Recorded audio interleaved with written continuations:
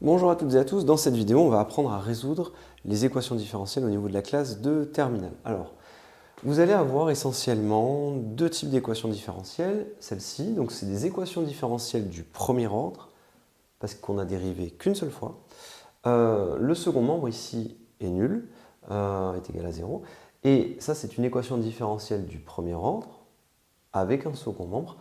Petite remarque, les coefficients A et B ici, ils sont ce qu'on appelle constants, parce qu'ils pourraient très bien dépendre de x ou de t, et ça serait une équation différentielle à coefficients non constants, mais ce n'est pas au programme de la classe de terminale. Alors ici, a et b sont des réels fixés, a est non nul, puisque si a était nul, ay' serait égal à 0. Donc a est non nul, b est un réel, et ici pareil, c est un réel aussi.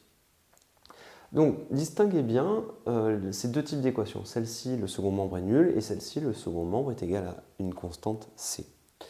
Deux méthodes différentes. Alors, vous verrez dans les livres différentes formules. C'est juste que l'équation, on peut la mettre sous cette forme-là, ou on peut la mettre sous la forme y' égale.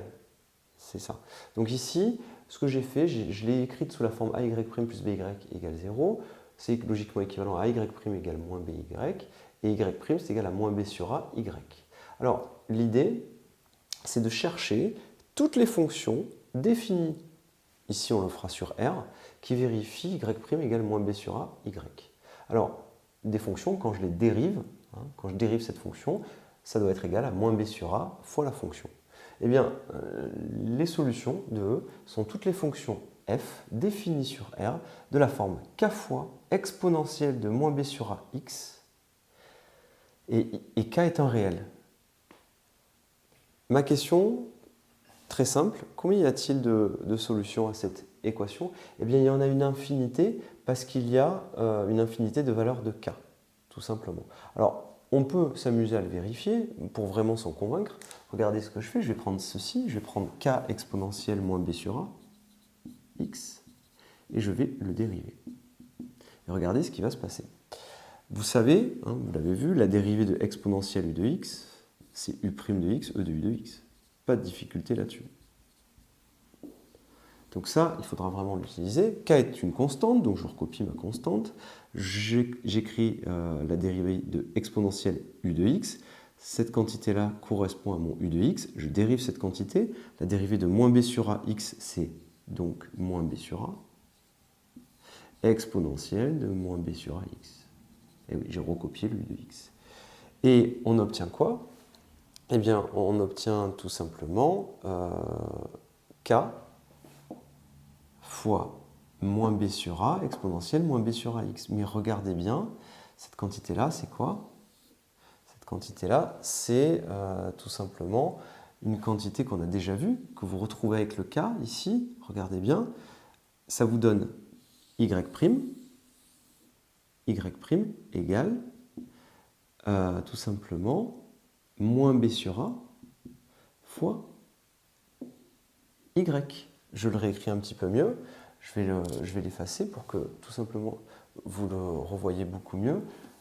Si je refais mon calcul, ici, que je reprends k fois exponentielle moins b sur ax, vous allez retrouver ceci. Donc je le refais pour que vous l'ayez vraiment bien au propre. K fois exponentielle moins b sur ax, je le dérive. Donc le k, je le recopie. Je fais la dérivée de exponentielle u de x, ça me donne moins b sur a exponentielle moins b sur ax. Et si vraiment je veux le mettre sous cette forme-là, eh bien regardez, ça me donnera moins b sur a et k exponentielle moins b sur ax. Ce qui nous donne quoi? Ça me donnera donc tout simplement y' égale moins b sur a fois y. Vous le retrouvez ici, y' égale moins b sur a, y. Et vous voyez bien que les fonctions de la forme k fois exponentielle moins b sur ax, elles sont solutions de cette équation différentielle. Alors, combien il y a de solutions? Mais il y en a une infinité, parce qu'il y a autant de valeurs de k que de solutions. Étant donné que k est un réel, il y en a une infinité. Très important de comprendre ça. Combien est-ce qu'il y a de solutions à cette équation différentielle? Une infinité, parce que les solutions de cette équation différentielle sont de la forme k exponentielle moins b sur ax, et k est un réel. Et donc, il y a autant de solutions que de réels. Et comme des réels, il y en a une infinité, eh bien, il y a une infinité de solutions, et elles sont de cette forme-là. D'accord ? Ces fonctions sont définies sur R, il ne faut pas oublier l'intervalle sur lequel f est défini. Passons à présent à ce type d'équation différentielle. Alors là, c'est des équations différentielles du premier ordre, à coefficient constant, et avec un second membre qui est constant, lui aussi. Alors, les solutions, eh bien, elles sont telles que... Elles sont de cette forme-là. Ce sont toutes les solutions de la forme k fois exponentielle moins b sur ax, donc les mêmes que tout à l'heure, plus c sur b. Alors, pourquoi c sur b? Eh bien, on va s'en convaincre. Regardez ce qu'on va faire. On va écrire toutes nos solutions et on va vraiment le détailler. On va écrire ceci. Donc, je vais prendre a fois k exponentielle moins b sur ax plus c sur b. Je vais dériver. Donc, je remplace le y par ce qui m'est proposé, plus b, alors ça demande un petit peu d'écriture, plus b fois k exponentielle moins b sur ax plus c sur b. Et je vais regarder à quoi cette quantité-là est égale. Eh bien, je vais l'effacer, mais vous allez voir que quand je vais remplacer et que je vais faire mon calcul, eh bien, je vais trouver, la question c'est est-ce que je vais trouver c, cette quantité-là? Il faut que quand je remplace, ça marche, tout simplement. Alors, il y a un petit calcul qui est très simple. Donc, je vais effacer cette quantité-là, mais ça, vous devez le savoir maintenant, hein, et vous devez vous en convaincre. Je vais l'effacer pour que vraiment vous puissiez comprendre quel est le calcul. Regardez ce que nous allons faire. Il y a un petit détail qui a son importance. Donc, je vais effacer ça et on va faire le calcul. Donc, ici, rappelez-vous, la dérivation, la dérivée de la somme, c'est la somme des dérivées. Donc, je vais pouvoir un petit peu écrire les choses un petit peu mieux.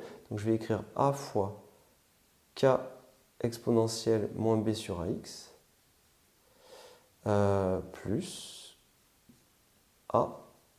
Donc, et cette quantité-là, bien sûr, on la dérive. Hein. C'est cette quantité-là. Plus, ici, je vais écrire la dérivée de c sur b. Donc, ce que j'ai fait, c'est que j'ai écrit cette dérivée plus cette dérivée. Donc, cette dérivée-là plus la dérivée de celle-ci. Plus b fois, et là, je vais recopier tout simplement hein, ce qu'on a écrit tout à l'heure. Donc, b fois k exponentielle de moins b sur ax plus k, plus b, pardon, fois c sur b. Eh bien, regardez ce qu'on va avoir.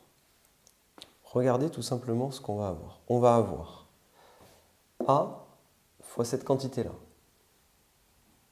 Donc a fois k exponentielle moins b sur ax prime. Plus b fois k exponentielle moins b sur ax. Donc regardez, hein, quand je développe, là je vais avoir ça et ça. Donc ça fois ça, plus b fois ça. Et bien ça, ce sont nos solutions qui sont ici. Là, regardez, quand je remplace y par k exponentielle moins b sur ax, vous savez que a fois k exponentielle moins b sur ax prime plus b fois k exponentielle moins b sur ax, c'est égal à 0.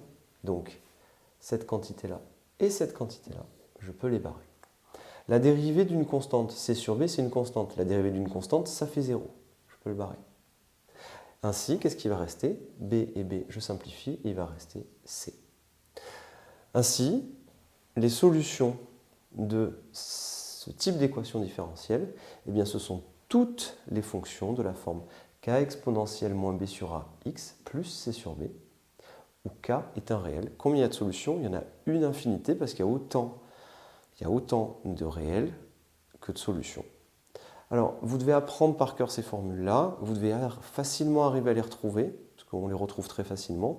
Donc, soit vous les apprenez par cœur, soit très facilement vous les retrouvez, et vous devez savoir résoudre les équations différentielles de ce type-là, ou de ce type-là, équations différentielles à coefficient constant du premier ordre, sans second membre, ou avec un second membre. Dans la vidéo qui suit, on va tout simplement voir un petit exemple. Je vous remercie et à très bientôt.